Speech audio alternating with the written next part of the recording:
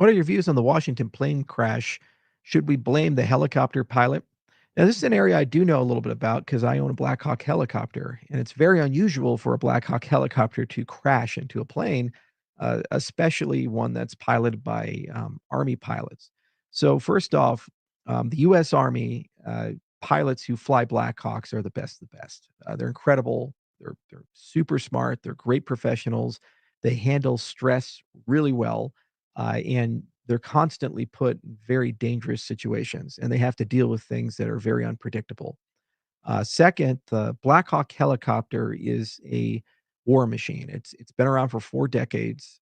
It's an incredibly reliable platform. In fact, when you see the picture of them pulling the Black Hawk out of the Potomac, it was still roughly intact. I can't think of many helicopters that can be literally hit by a passenger jet with 70 people on it, and the Black Hawk frame can survive. So it really shows you how damn durable that thing is. So kudos to Sikorsky for building it. Now, that said, a lot of puzzling things. First off, the altitude was too high. I think they were flying around 400 feet. In that area, it's about 200. The Mike model, which that's what that was, has pretty sophisticated collision detection systems. And there's a variety of reasons they have those, because the Blackhawks fly in really bad conditions, like foggy areas, smoke, under enemy fire, low visibility, mountain terrain. Look, Afghanistan and Iraq during sandstorms, or Afghanistan, the Kandahar mountain range. So it's surprising to me that those systems were not able to determine that things were happening. Obviously, there seems to be a problem with air traffic control. And the other problem was the flying with night vision goggles in that setting didn't make a lot of sense. It's nighttime.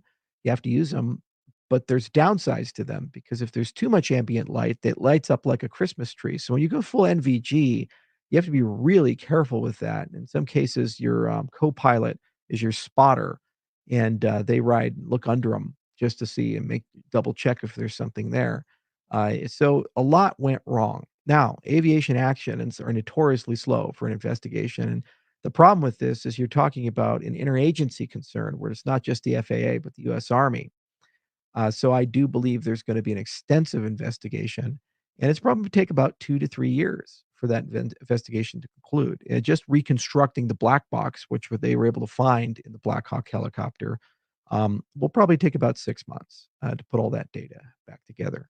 Now, some people have said that this is a DEI issue, and she wasn't qualified to fly. I have There's no basis in reality to make such a statement. There are plenty of female pilots who fly Black Hawk helicopters. My friend was one who's a 160th, and she was a night stalker and spent her entire career rescuing special forces operators under heavy fire. So just because it's a woman pilot doesn't mean that that was a problem. I think it's more of a situation that all aviation accidents tend to be an aggregation of a collection of factors together: miscommunication, shift changes, equipment failures, being in the wrong place at the wrong time. And if any one of those things was just slightly different, it would be a near hit instead of a hit. And it's a tragic situation. And it just shows you how dangerous things can be.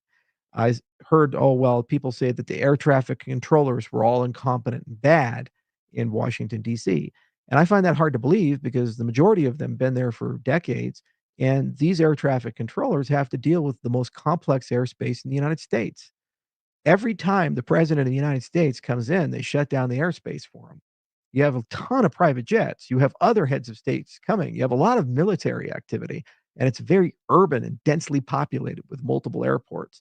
I'm sorry to say, it's not, if you were lightweight, like tons of people would be dying all the time. These people are very good.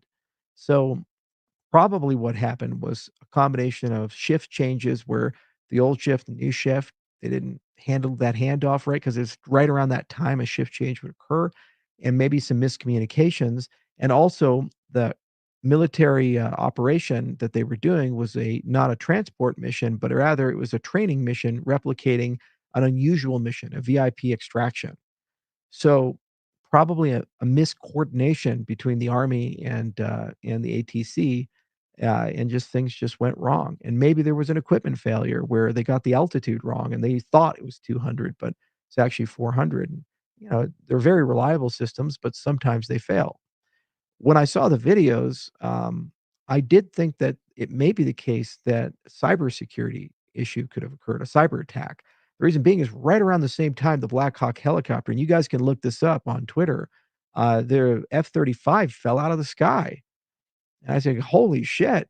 The pilot had to eject, and it was just spinning and collapsed on the runway and blew up in, Alaska. So when you see military aviation assets behave strangely, that's an interesting thing. And it doesn't take a lot to hack into those systems and change things subtly. Like, for example, if I was a hacker from China or Russia and I wanted to cause a problem, just changing your altitude settings from 200 to 400, pilots think they're flying at 200, but they're actually flying at 400. That'll do it.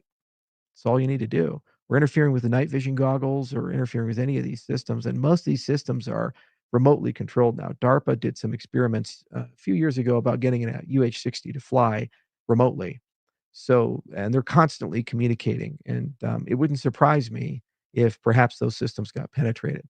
It's perhaps a more acceptable answer to the question than the alternative, which is people died for no reason. It's easier to say it was an attack. So I think it's really important to have an objective investigation because there's a tendency for people to want answers like that because at least we kind of feel a little bit better that people don't make mistakes. You know, they're under attack. But it's just a tragic, tragic thing.